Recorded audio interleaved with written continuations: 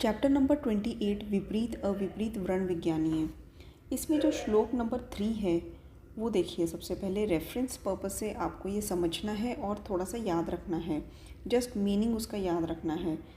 फल अग्नि जल वृष्टानाम पुष्प धूम अम्बु बुधा यथा ख्यापयन्ति भविष्यत्वम तथा अरिष्टानि पंचताम।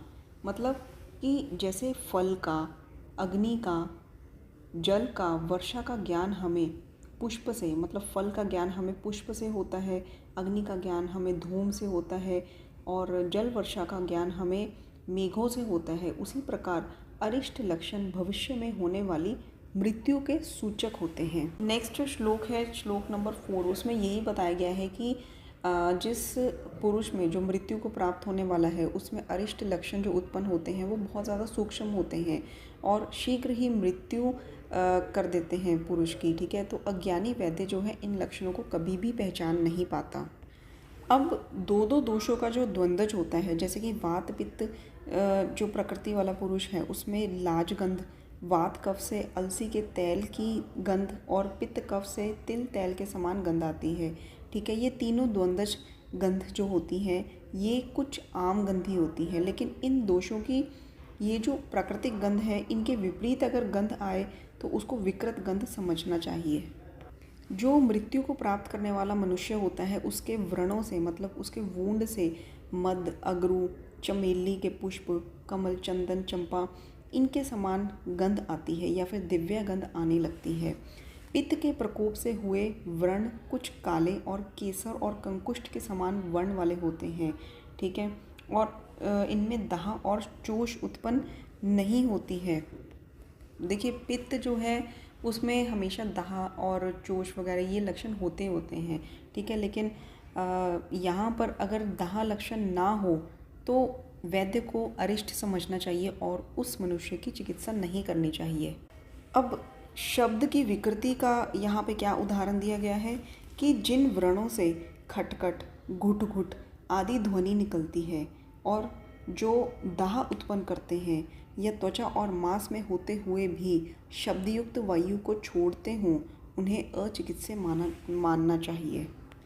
और जिन व्रणों में रोगी जो है प्राणक्षय, मांसक्षय, श्वास कास, अरोचक आदि से पीड़ित हो, जिससे बहुत ज़्यादा पस पुए निकलती हो, रक्त अधिक निकलता हो और जो व्रण मर्म स्थान पर हो तो वो असाध्य होते हैं।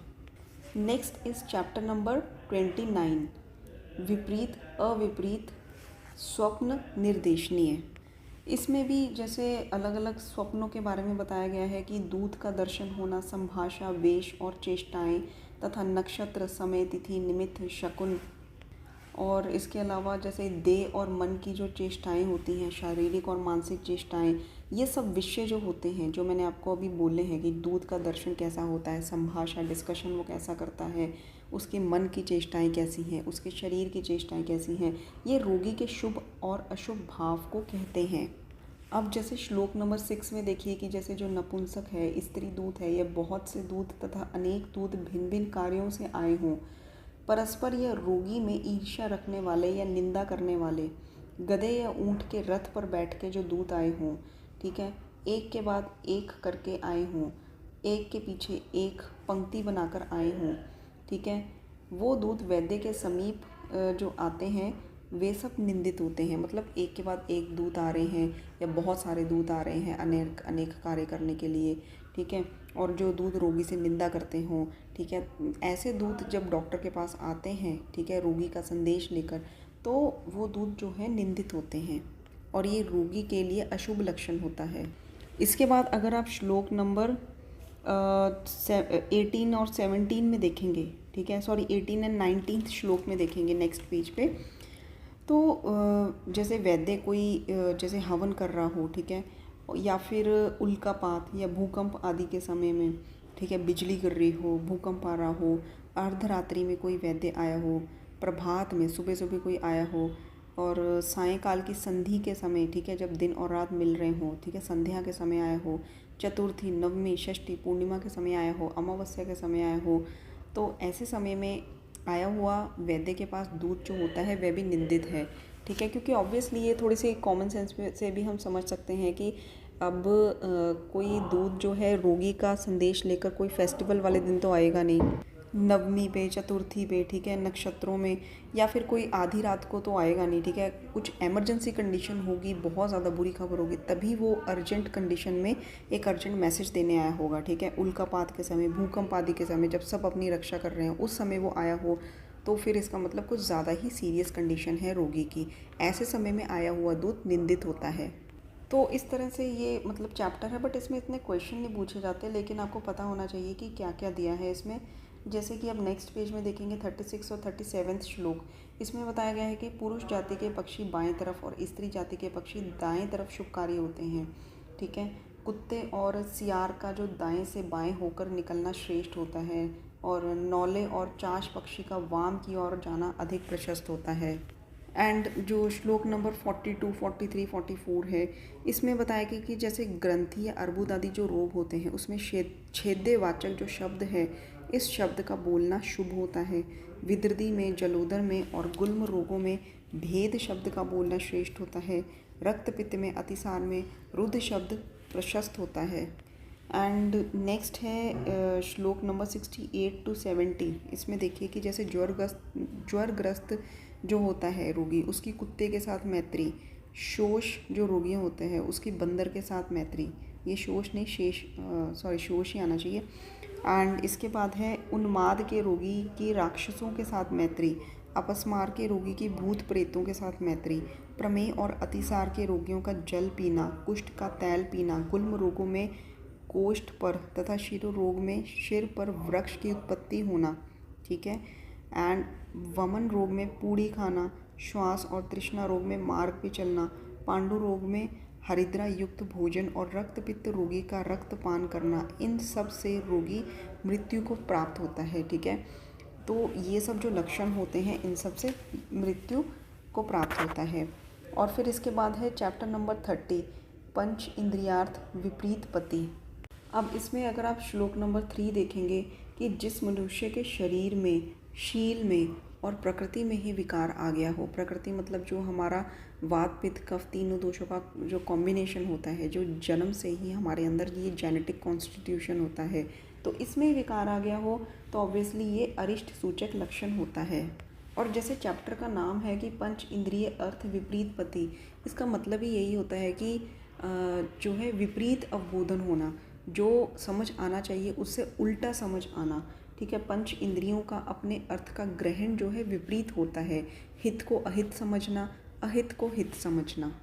अब आप श्लोक नंबर 9 पर देखिए कि जो मनुष्य अपने शरीर को धूलि से, रेत आदि से व्याप्त ना होने पर भी व्याप्त मानता हो, जिसके शरीर के रंग में परिवर्तन हो गया हो, ठीक है, शरीर पर रेखाएं उत्पन्न हो गई हो, उसे नष्ट आयु कहते हैं, ठीक है। मतलब उसके शरीर में मिट्टी वगैरह नहीं लगी हुई है, धूली नहीं लगी, लेकिन उसको लगता है कि मिट्टी या धूली से वो अपने आप को व्याप्त मानता है। या फिर जिसके स्किन की डिस्कलरेशन हो गई हो, ठीक है, शरीर पर रेखाएं आ गई हों, तो उसको अरिष्ट सूचक मानना चाहिए। फिर उसके बाद श्लोक नंबर 11 और 12, जो मनुष्य खाद्य पदार्थ को सेवन करने पर उनके जो रस हैं उनके विपरीत रस का स्वाद लेता है, वही बात आ गई कि पंच इंद्रियों का अपने अर्थों का ठीक से ग्रहण ना हो पाना, ठीक है। जो टेस्ट आना चाहिए तो वो टेस्ट नहीं आ पा रहा। या फिर नीचे देखिए कि श्लोक नंबर 13 में कि जो मनुष्य सुगंध को दुर्गंध और दुर्गंध को सुगंध मानता है, ठीक है। एंड लास्ट में देखिए कि जो मनुष्य चंद्रिका, शीशे, धूप और जल में अपनी छाया को नहीं देख पाता, एक अंग से रहित है, विकृत और दूसरे प्राणियों किसी अपनी छाया को देखे, ठीक है, जैसे कुत्ते, कोए, ठीक है, ऐसे इन प्राणियों जैसी विकृत आकृति को देखे तो उसको अरिष्ट मानना चाहिए। तो पंच इंद्रियों से रिलेटेड इसमें अरिष्ट बताए गए हैं कि जैसे नासा में सुगंध को दुर्गंध मानता है, ठीक है।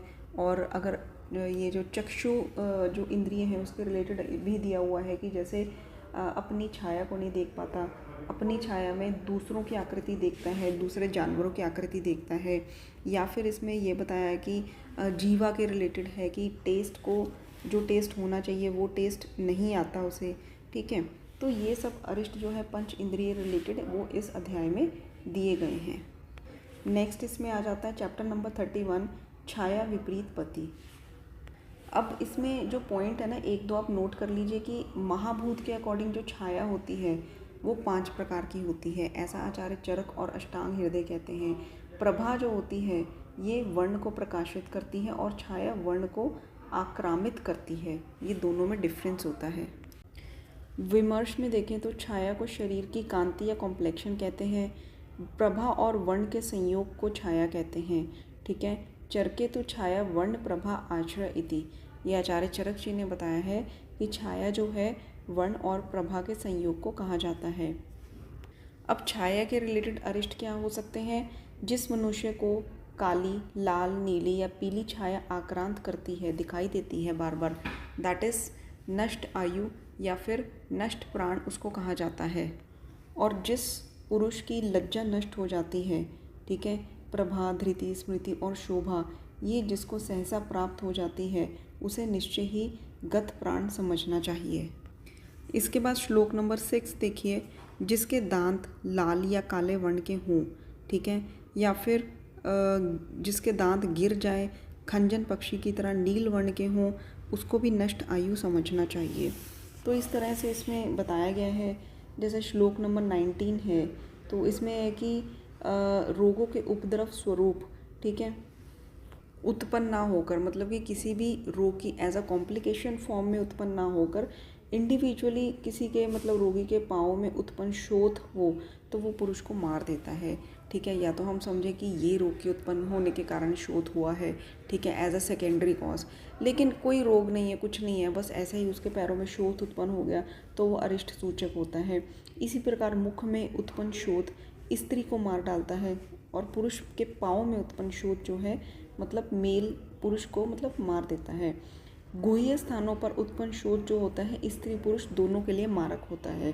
अतिसार में, ज्वर में, हिक्का में, वमन में, ठीक है, और अंड ग्रंथि में मतलब ओवरीज में या मेड इंद्रिय में शोथ आ जाए तो ये उपद्रव श्वास या कास रोगों के उत्पन्न होने पर उसे क्षीण समझना चाहिए। ठीक है, श्वास कास में उत्पन्न ये जो उपद्रव मैंने बताए हैं, अतिसार, ज्वर, हिक्का, वमन, अंड ग्रंथि या मेड इंद्रिय में शोथ हो जाता है तो वो भी अरिष्ट सूचक होता है।